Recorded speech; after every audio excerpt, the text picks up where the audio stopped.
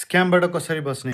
and my CVV is 626. स्क्यामबाट बस्नको लागि सुरुमा त स्क्याम चिन्नु पर्यो। साधारणतः स्क्यामहरू वाट्सएपमा नै हुने गर्दछन्। मेरो वाइफलाई पनि फर्स्ट टाइम त्यो स्क्यामरले वाट्सएपमा नै कन्ट्याक्ट गराएको थियो।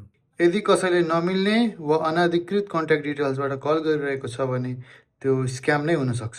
यदि तपाईँले यहाँ हेर्नुभयो भने त्यो स्क्यामरको फोन नम्बर यसरी रहेको छ र आरबिबीको कन्ट्याक्ट डिटेल्स यहाँ म्याच गर्दैन। युजली कम्पनीको फोन नम्बरहरू पर्सनल फोन नम्बरहरू हुँदैन। यदि कसैले तपाईँलाई स्क्रिन सेयर गर्न लगाइरहेको छ अथवा भिडियो कल गर्न लगाइरहेको छ भने तपाईँ यति सर्टेन हुनु कि तपाईँ स्क्याममा पर्दै हुनुहुन्छ।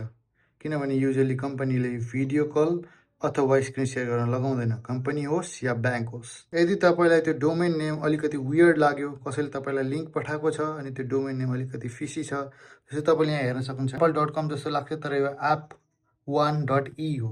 सो यसरी झुक्किने खालको यदि कसैले इमेल बनाएको छ अथवा झुक्किने खालको डोमेन बनाएको छ भने त्यो 100% स्क्याम नै हो। यदि कसैले अनौठो खालको भाषा प्रयोग गरिरहेको छ अथवा कुनै रिपिटेटिभ प्याटर्नमा त्यो भाषा युज गरिरहेको छ भने त्यो 100% स्क्याम नै हो। यो सबै त ठिकै छ, तर त्यो स्क्यामरले तपाईँको नाम चाहिँ कसरी थाहा पायो? यहाँनिर एकदमै ठुलो चलखेल छ। ब्याङ्कमा तपाईँको सूचना हुन्छ अनि त्यहाँ त्यो ब्याङ्कमा एउटा कुनै फटा बिक्न सक्ने कुनै चोर कर्मचारी हुन्छ, जस्तै त्यो चोर कर्मचारी यो हो। अनि उसले चाहिँ तपाईँको इन्फर्मेसन स्क्यामरलाई बेचिदिन्छ। स्क्यामरले तपाईँको त्यो कर्मचारीलाई सर्टेन पैसा दिन्छ अनि त्यो स्क्यामरलाई चाहिँ त्यो कन्ट्याक्ट डिटेल्स हजुरको ब्याङ्कमा भएको कन्ट्याक्ट डिटेल्स मिल्छ अनि हजुरको नाम अथवा हजुरको एकाउन्ट नम्बर सबै पाउँछ उसले।